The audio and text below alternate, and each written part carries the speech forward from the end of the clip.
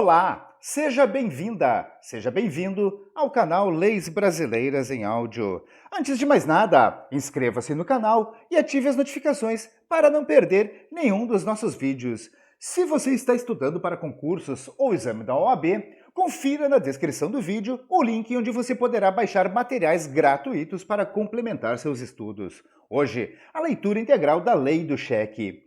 Lei nº 7.357, de 2 de setembro de 1985, dispõe sobre o cheque e dá outras providências. Capítulo 1. Da emissão e da forma do cheque. Artigo 1º.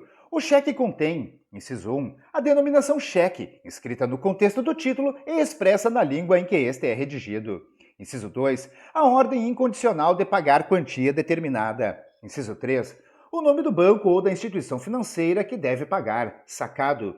Inciso 4. A indicação do lugar de pagamento. Inciso 5. A indicação da data e do lugar de emissão. Inciso 6. A assinatura do emitente sacador ou de seu mandatário com poderes especiais. Parágrafo único. A assinatura do emitente ou a de seu mandatário com poderes especiais pode ser constituída na forma de legislação específica, por chancela mecânica ou processo equivalente. Artigo 2º. O título, a que falte qualquer dos requisitos enumerados no artigo precedente, não vale como cheque, salvo nos casos determinados a seguir. Inciso 1. Na falta de indicação especial, é considerado lugar de pagamento ou lugar designado junto ao nome do sacado. Se designados vários lugares, o cheque é pagável no primeiro deles. Não existindo qualquer indicação, o cheque é pagável no lugar de sua emissão. Inciso 2. Não indicado o lugar de emissão, considera-se emitido o cheque no lugar indicado junto ao nome do emitente. Artigo 3º. O cheque é emitido contra banco ou instituição financeira que lhe seja equiparada, sob pena de não valer como cheque. Artigo 4º. O emitente deve ter fundos disponíveis em poder do sacado e estar autorizado a sobre eles emitir cheque, em virtude de contrato expresso ou tácito. A infração desses preceitos não prejudica a validade do título como cheque. Parágrafo 1º. A existência de fundos disponíveis é verificada no momento da apresentação do cheque para pagamento. Parágrafo 2º. Consideram-se fundos disponíveis, a linha A, os créditos constantes de conta corrente bancária não subordinados a termo. A linha B, o saldo exigível de conta corrente contratual. A linha C, a soma proveniente de abertura de crédito. O artigo 5º vetado. Artigo 6º. O cheque não admite aceite, considerando-se não escrita qualquer declaração com esse sentido. Artigo 7º. Pode o sacado, a pedido do emitente ou do portador legitimado, lançar e assinar, no verso do cheque não ao portador e ainda não endossado, visto, certificação ou outra declaração equivalente, datada e por quantia igual à indicada no título. Parágrafo 1º. A aposição de visto, certificação ou outra declaração equivalente obriga o sacado a debitar à conta do emitente a quantia indicada no cheque e a reservá-la em benefício do portador legitimado, durante o prazo de apresentação, sem que fiquem exonerados o emitente, endossantes e demais coobrigados. Parágrafo 2º. O sacado acreditará à conta do emitente a quantia reservada, uma vez vencido o prazo de apresentação e, antes disso, se o cheque lhe for entregue para inutilização. Artigo 8º.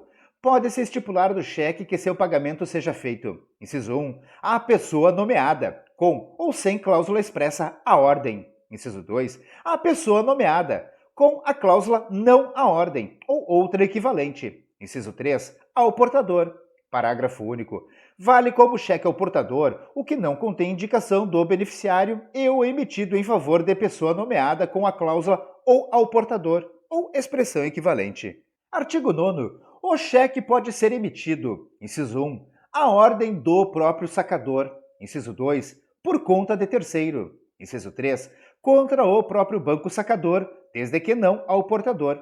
Artigo 10. Considera-se não escrita a estipulação de juros inserida no cheque. Artigo 11. O cheque pode ser pagável no domicílio de terceiro, quer na localidade em que o sacado tenha domicílio, quer em outra, desde que o terceiro seja banco. Artigo 12. Feita a indicação da quantia em algarismo se por extenso, prevalece esta no caso de divergência. Indicada a quantia mais de uma vez, quer por extenso, quer por algarismos, prevalece, no caso de divergência, a indicação da menor quantia. Artigo 13. As obrigações contraídas no cheque são autônomas e independentes. Parágrafo único. A assinatura de pessoa capaz cria obrigações para o signatário, mesmo que o cheque contenha assinatura de pessoas incapazes de se obrigar por cheque, ou assinaturas falsas, ou assinaturas de pessoas fictícias, ou assinaturas que, por qualquer outra razão, não poderiam obrigar as pessoas que assinaram o cheque ou em nome das quais ele foi assinado. Artigo 14. Obriga-se pessoalmente quem assina cheque como mandatário ou representante sem ter poderes para tal, ou excedendo os que lhe foram conferidos. Pagando o cheque, tem os mesmos direitos daquele em cujo nome assinou. Artigo 15. O emitente garante o pagamento, considerando-se não escrita a declaração pela qual se exima dessa garantia. Artigo 16. Se o cheque, incompleto no ato da emissão, for completado com inobservância do convencionado com a emitente, tal fato não pode ser oposto ao portador, a não ser que este tenha adquirido a cheque de má-fé. Capítulo 2. De transmissão. Artigo 17. O cheque pagável à pessoa nomeada, com ou sem cláusula expressa à ordem, é transmissível por via de endosso. Parágrafo 1º. O cheque pagável à pessoa nomeada, com cláusula não à ordem ou outra equivalente, só é transmissível pela forma e com os efeitos de cessão. Parágrafo 2º. O endosso pode ser feito ao emitente ou a outro obrigado, que podem novamente endossar o cheque. Artigo 18. O endosso deve ser puro e simples, reputando-se não escrita qualquer condição a que seja subordinado. Parágrafo 1º. São nulos o endosso parcial e o do sacado. Parágrafo 2º. Vale como em branco o endosso ao portador. O endosso ao sacado vale apenas como quitação, salvo no caso de o sacado ter vários estabelecimentos e o endosso ser feito em favor de estabelecimento diverso daquele contra o qual o cheque foi emitido. Artigo 19. O endosso deve ser lançado no cheque ou na folha de alongamento e assinado pelo endossante ou seu mandatário com poderes especiais. Parágrafo 1º. O endosso pode não designar o endossatário, consistindo apenas na assinatura do endossante. Endosso em branco só é válido quando lançado no verso do cheque ou na folha de alongamento. Parágrafo 2º. A assinatura do endossante ou a de seu mandatário com poderes especiais pode ser constituída, na forma de legislação específica, por chancela mecânica ou processo equivalente. Artigo 20. O endosso transmite todos os direitos resultantes do cheque. Se o endosso é em branco, pode o portador, inciso 1, completá-lo com o seu nome ou com o de outra pessoa. Inciso 2, endossar novamente o cheque, em branco ou a outra pessoa. Inciso 3, transferir o cheque a um terceiro, sem completar o endosso e sem endossar. Artigo 21. Salvo estipulação em contrário, o endossante garante o pagamento. Parágrafo único. Pode o endossante proibir novo endosso. Neste caso, não garante o pagamento a quem seja o cheque posteriormente endossado. Artigo 22. O detentor de cheque à ordem é considerado portador legitimado se provar seu direito por uma série ininterrupta de endossos, mesmo que o último seja em branco. Para esse efeito, os endossos cancelados são considerados não escritos. Parágrafo único. Quando um endosso em branco for seguido de outro, entende-se que o signatário deste adquiriu o cheque pelo endosso em branco. Artigo 23. O endosso num cheque passado ao portador torna o endossante responsável, nos termos das disposições que regulam o direito de ação, mas nem por isso converte o título num cheque à ordem. Artigo 24. Desapossado alguém de um cheque, em virtude de qualquer evento, novo portador legitimado não está obrigado a restituí-lo, se não o adquiriu de má-fé. Parágrafo único. Sem prejuízo do disposto neste artigo, serão observadas, nos casos de perda, extravio, furto, roubo ou apropriação indébita do cheque, as disposições legais relativas à anulação e substituição de títulos ao portador, no que for aplicável. Artigo 25.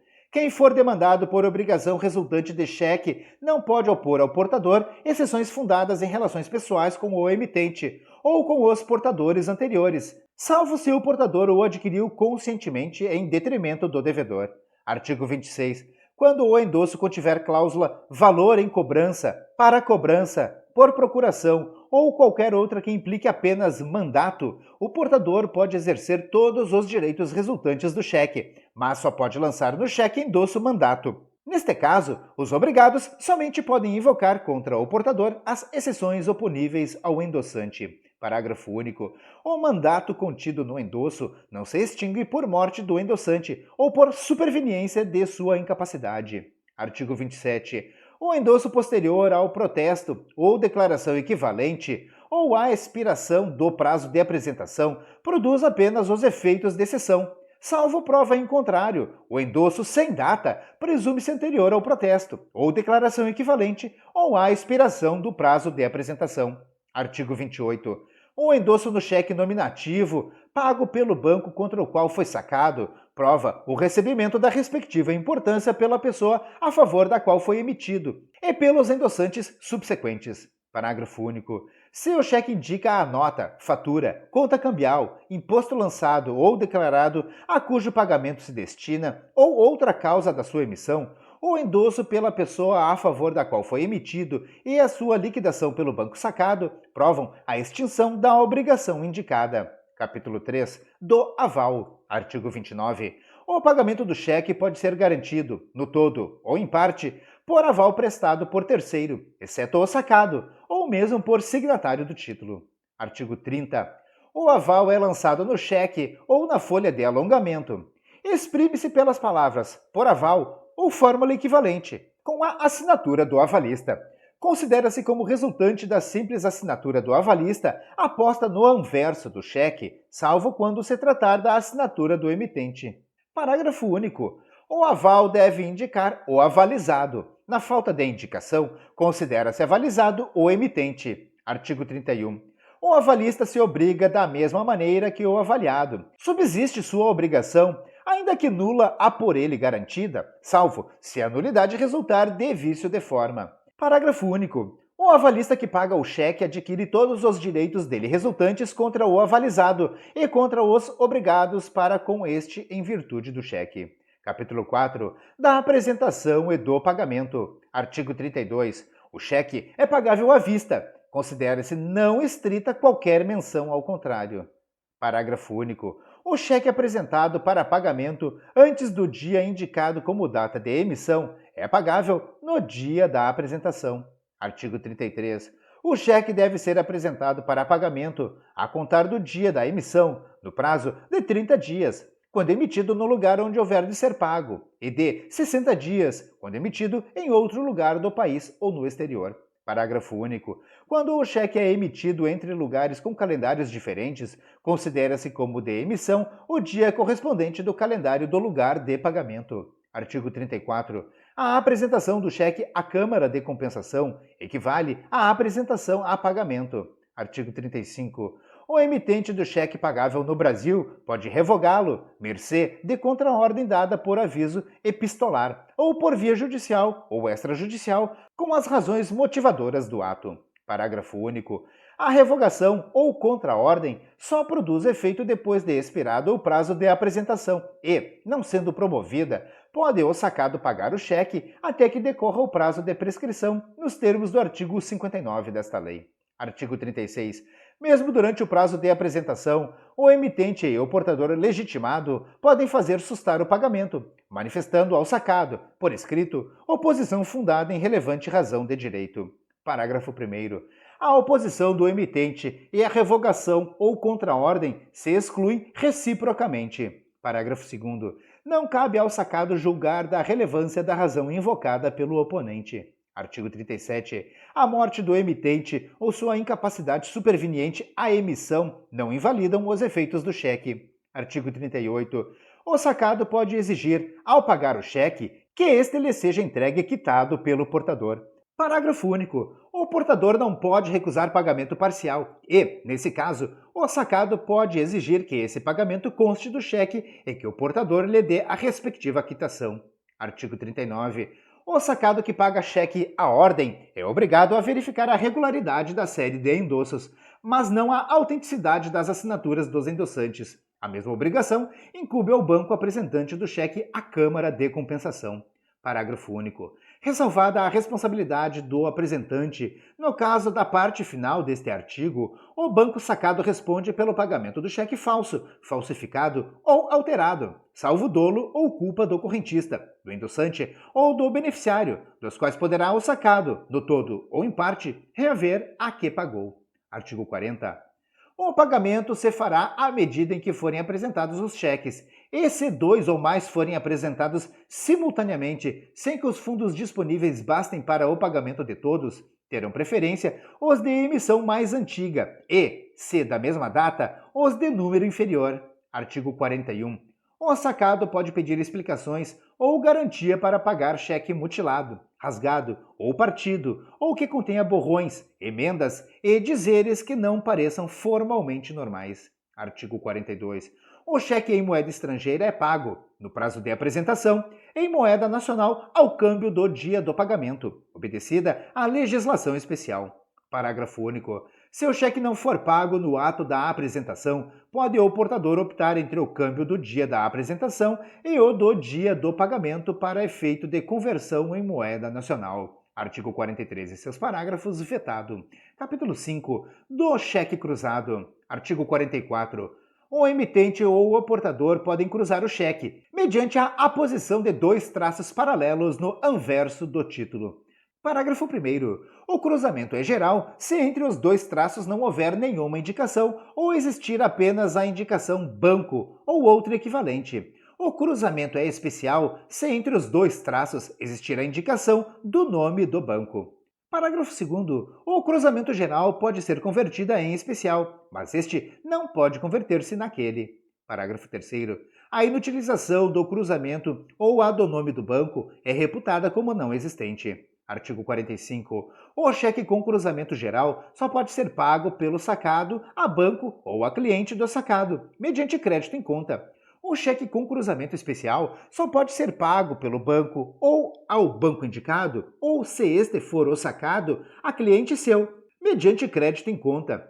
Pode, entretanto, o banco designado incumbir outro da cobrança. Parágrafo 1º. O banco só pode adquirir cheque cruzado de cliente seu ou de outro banco. Só pode cobrá-lo por conta de tais pessoas. Parágrafo 2º.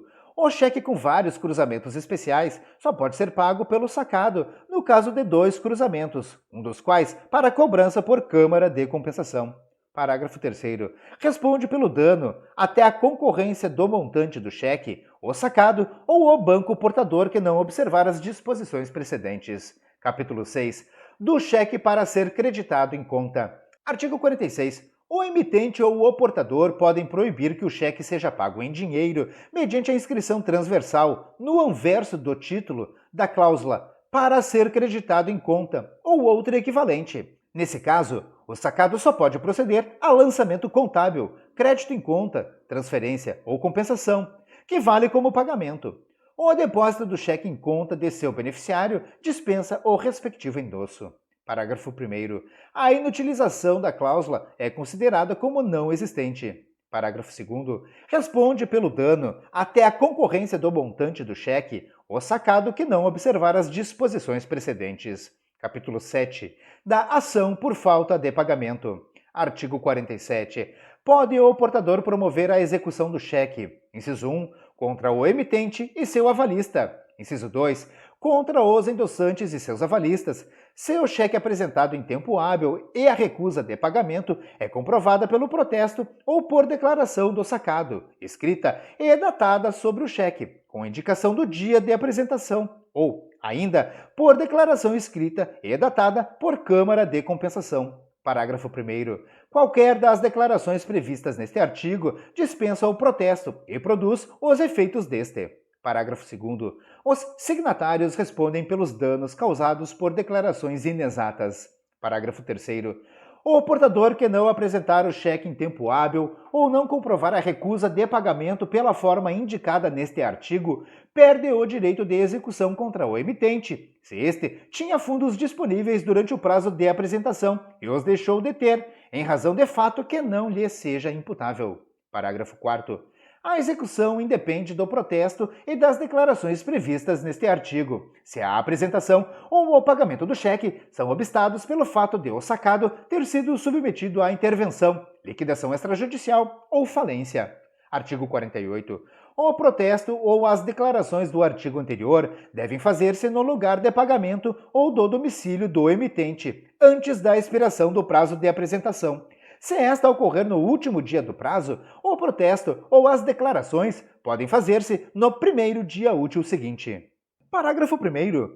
A entrega do cheque para protesto deve ser pré-notada em livro especial e o protesto tirado no prazo de 3 dias úteis a contar do recebimento do título. Parágrafo 2º.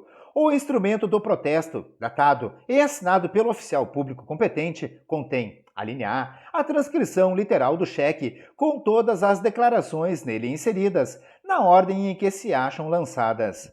Alínea B, a certidão da intimação do emitente, de seu mandatário especial ou representante legal e as demais pessoas obrigadas no cheque. Alínea C, a resposta dada pelos intimados ou a declaração da falta de resposta.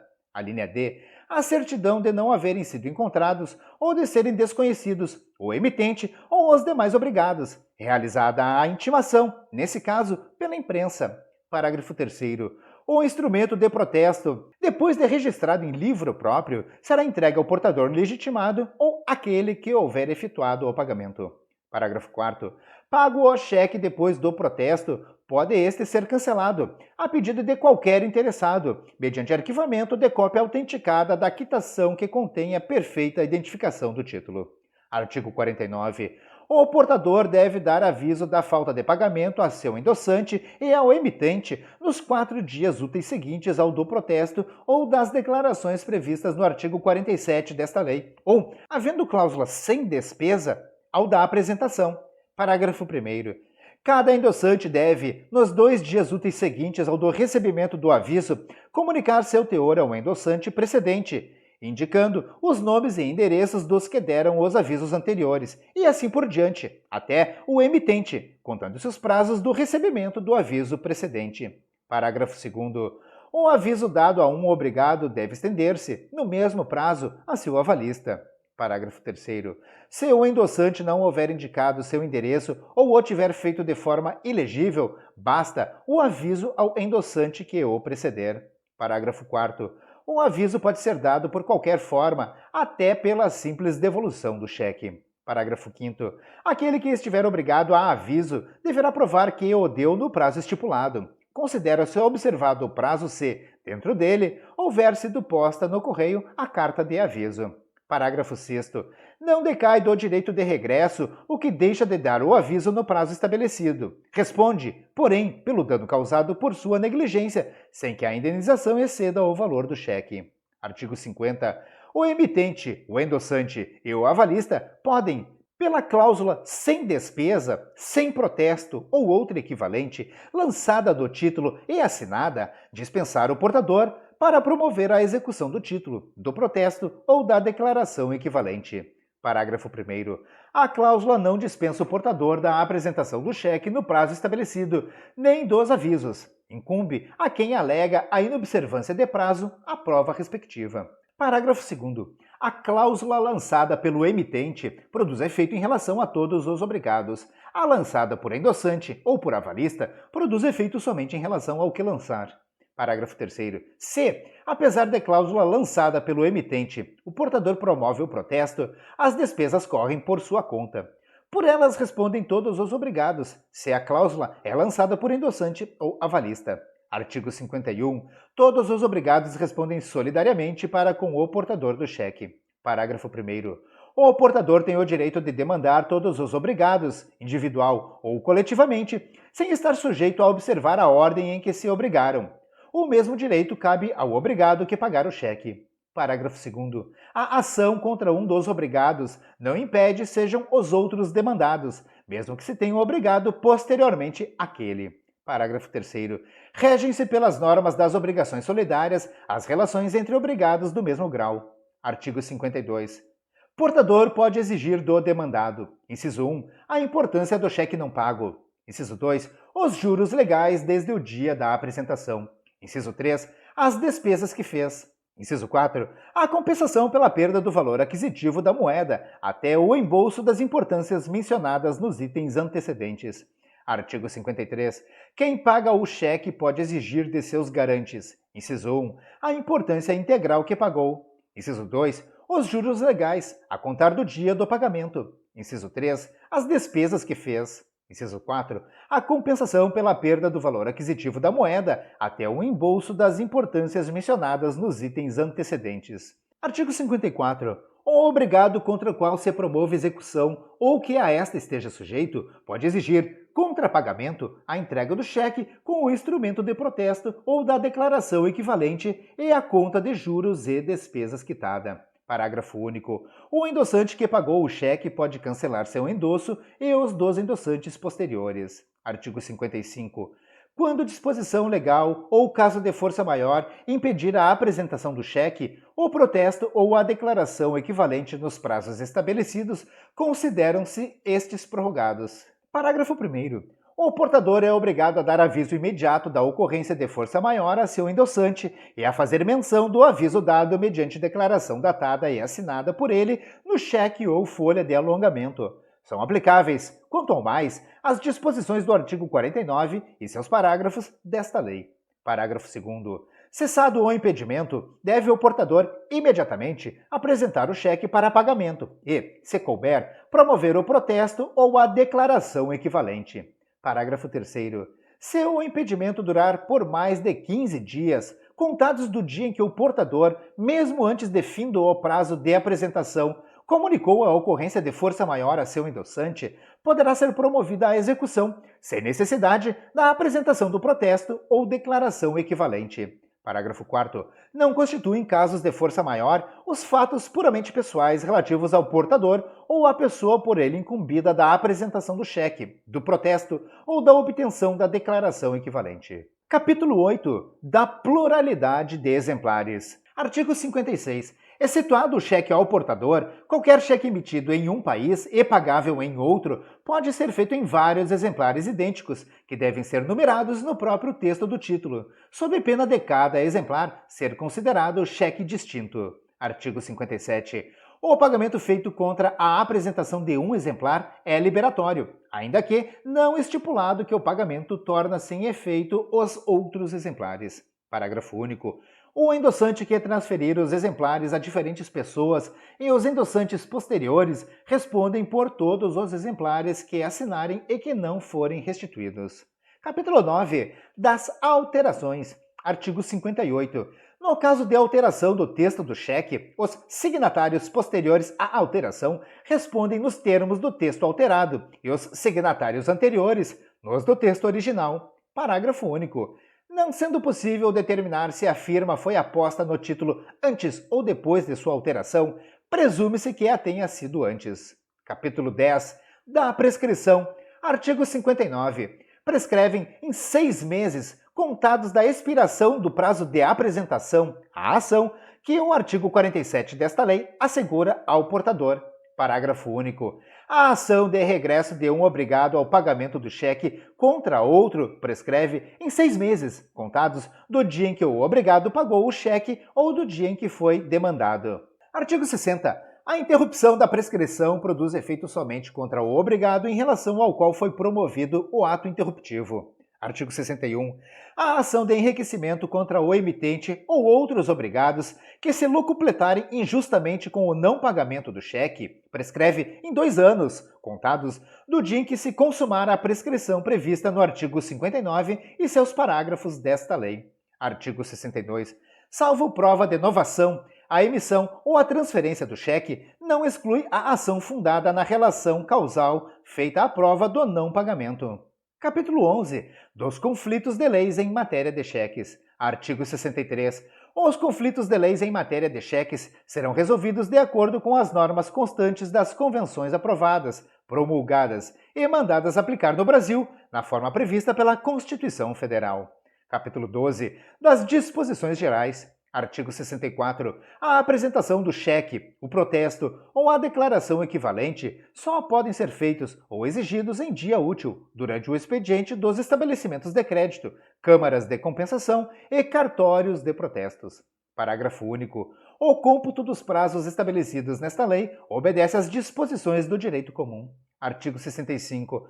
Os efeitos penais da emissão do cheque sem suficiente provisão de fundos, da frustração do pagamento do cheque, da falsidade, da falsificação e da alteração do cheque continuam regidos pela legislação criminal. Artigo 66.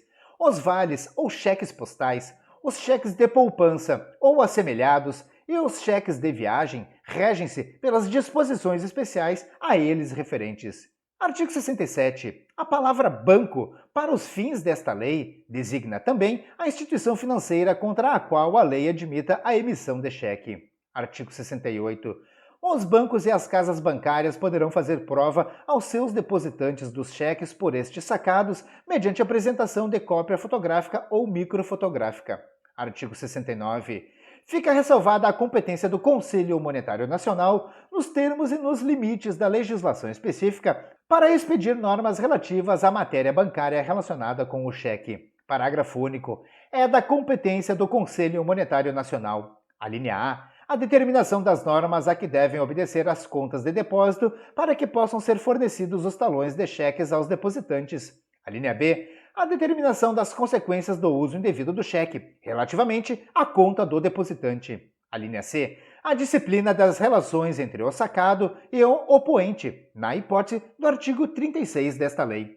Artigo 70. Esta lei entra em vigor na data de sua publicação. Artigo 71. Revogam-se as disposições em contrário. Brasília, 2 de setembro de 1985. Cerramos neste momento a leitura integral da Lei do Cheque, Lei número 7.357. Espero mesmo que esse vídeo possa contribuir contigo de qualquer maneira. Se você gostou desse vídeo, curta e compartilhe à vontade. Não se esqueça, inscreva-se no canal e ative as notificações para não perder nenhum dos vídeos. Confira também na descrição desse vídeo o link do site, onde você poderá baixar materiais gratuitos para concursos e exame da OAB. Espero mesmo que esse vídeo possa lhe ajudar de qualquer maneira. Deixe aqui nos comentários suas críticas, elogios e sugestões. Como sempre, desejo a você sucesso e prosperidade na sua vida. Um forte abraço e até o próximo vídeo.